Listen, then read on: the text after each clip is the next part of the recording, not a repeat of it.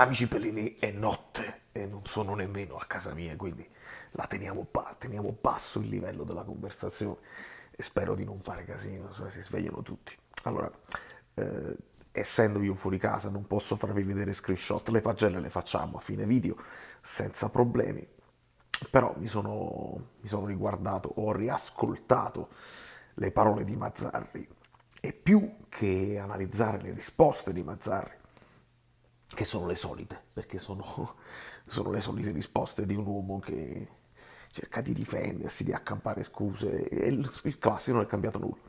Quindi non mi sorprendo di quello che dica, è nel suo ruolo ed è nel suo personaggio dire certe cose.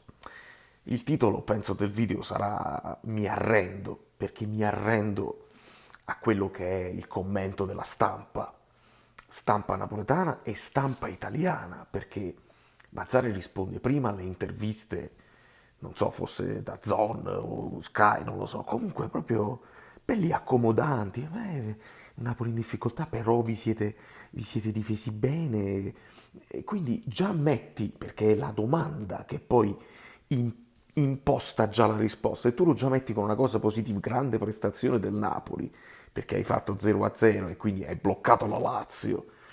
Ovviamente Mazzarri si gongola di questo tipo di cose, gli dicono loro le attenuanti nelle domande, gli dicono ti mancava questo, ti mancava quell'altro, e quindi Mazzarri non deve fare altro che cavalcare questa cosa qui, addirittura dice lo state dicendo come avete detto voi, ci mancavano i giocatori e quindi era difficile fare meglio di così. Mazzarri aggiunge, ha visto una squadra con la S maiuscola, dice di essere troppo contento, molto contento di quello che si è visto, che adesso siamo squadra. E io mi arrendo, perché vuol dire che io non solo guardo tutto un altro calcio, ma ho altre ambizioni. La famosa parola chiave, ricordatela, l'ambizione che doveva avere il presidente nel dare una squadra a Garcia e tutte le cose per cui Garcia è stato messo in croce, anche giustamente, perché noi da squadra campioni d'Italia non potevamo mai accettare una frase del tipo se non riesci a vincere non devi perdere, frase chiave con cui Garcia è stato inchiodato. E invece oggi stanno quelli che hanno il coraggio di giustificare questa squadra, questo allenatore, per aver fatto il nulla cosmico. Dice, ma tu questo puoi fare, questa è la partita che dovevi fare. E no, signori, no. Mi arrendo completamente. Avete ragione voi. Sento gente che parla dei 9 titolari assenti, ma quali 9 titolari? Vogliamo essere un attimino seri. Quali sono i 9 titolari? Meret, che volevamo tutti quanti in tribuna, che non è da Napoli, quello è un'assenza? Direi di no. Di Lorenzo era in campo, Mario Rui era in campo, quindi Olivera adesso è un titolare, ma era un titolare di Garcia. Quindi ci manca Olivera, ci manca da sempre Olivera perché l'abbiamo perso con l'Atalanta.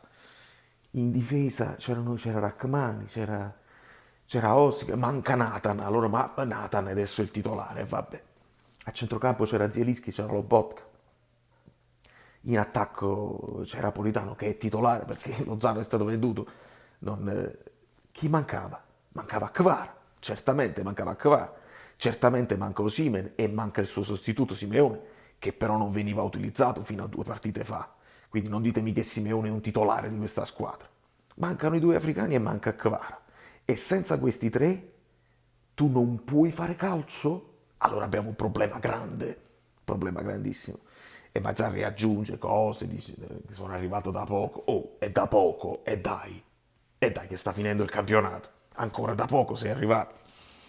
Quindi io mi arrendo. E il problema è a monte. E chi poi anche quando va in conferenza è morbidissimo con Mazzarri, perché sennò non ci tornano in conferenza se fanno una domanda un pochino più piccata, Lombardo subito via e se ne va.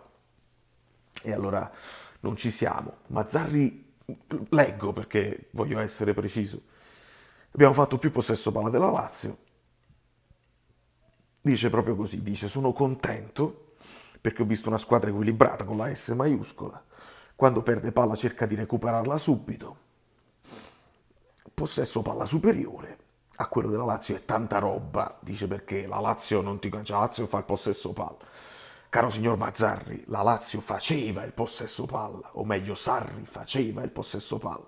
Vi faccio vedere solo un dato che ho qui pronto, e purtroppo i grandi mezzi non lo posso far vedere, però se voi guardate, la Lazio è nona nel possesso palla. Allora, se tu fai il possesso palla con la Fiorentina, che è seconda dietro di noi col 58%, allora ti puoi pure atteggiare, dice che abbiamo tolto il possesso palla alla Fiorentina, ma il Napoli è primo con 59%, quindi vuol dire che il possesso palla non l'hai inventato tu e non è merito tuo. Il Napoli il possesso palla lo fa di default ed erano assurde le partite in cui tu hai rinunciato al possesso palla mettendoti dietro come contro la Fiorentina e ti è andata anche bene. Quindi non ti puoi pregiare del possesso palla, Mazzari. Questa è la prima cosa. Dopodiché, Mazzari aggiunge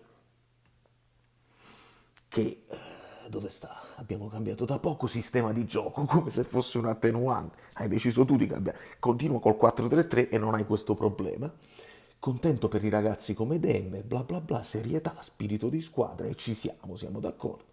Prima la squadra era sfilacciata, si allungava, si poteva fare qualche palla gol in più. Abbiamo provato ad andare in verticale, loro sono più veloci. Sono contento per la prova. Come Raspadori non riesce ad andare in verticale. E certo, sono nelle caratteristiche sue. Per voi, se vuoi fare gol, la palla lunga per Raspadori non può andare bene e quindi devi fraseggiare e devi andare dentro. Quindi anche questo è un illogico, è proprio il piano gara che non c'è, che non esiste. E poi aggiunge, si è accorto che Raspa era da solo, non c'è Kvara, i giocatori che hanno nel DNA l'attacco e la profondità.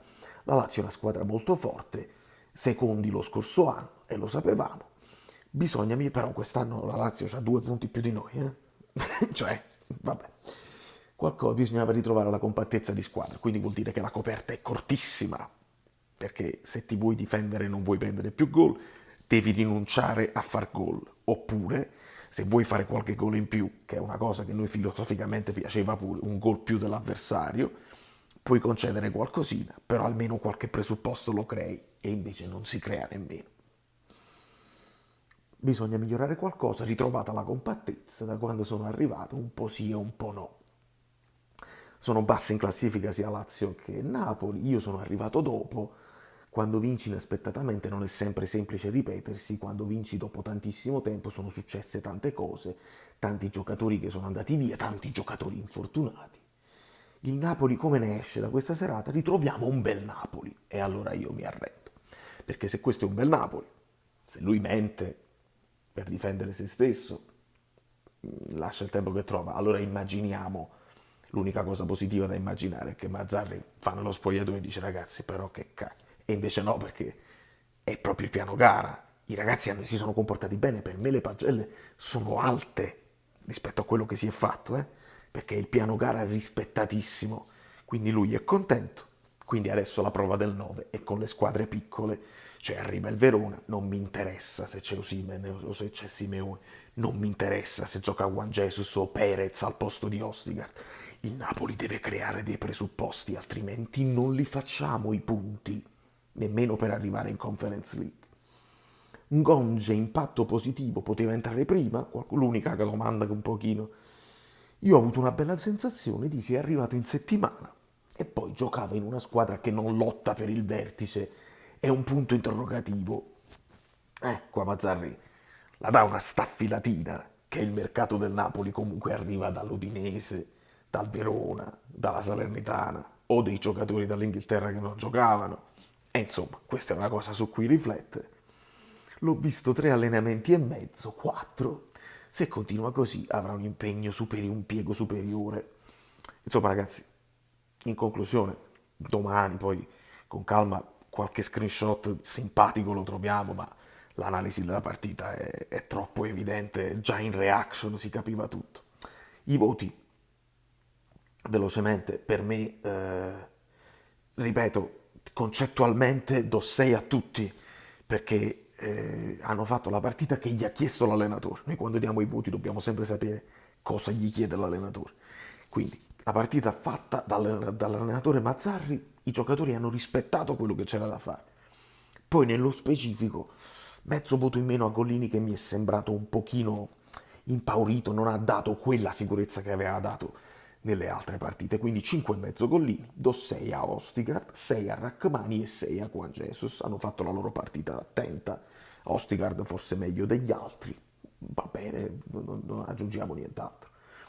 Vorrei dare 5,5 a Di Lorenzo, gli do 6 perché Di Lorenzo non si butta, ma Di Lorenzo non gli è stato chiesto di buttarsi nello spazio e liberare la fascia, quindi 6 a Di Lorenzo, 6 a Demme che fa una partita dignitosissima, do 7 a Lobotka perché fa qualcosina in più rispetto agli altri, che gli sia stato chiesto o meno, 7 a Lobotka, 5,5 a Zielinski perché anche se gli chiedi una partita di sacrificio che non è proprio la partita per lui, tu col tuo estro ti devi inventare la giocata, te la devi inventare di sana pianta e non se la inventa.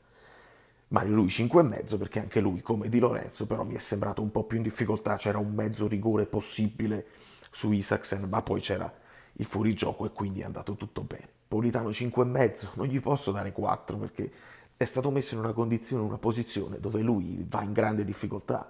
Ci ha provato, non gli è riuscito. 5,5, non può essere meno di 5,5. E idem Raspadori. Cioè, vogliamo prendere con Raspadori? Benissimo, prendiamocela con Raspadori. Ma un giocatore così, se non lo fai giocare a pallone, che cosa ti può dare?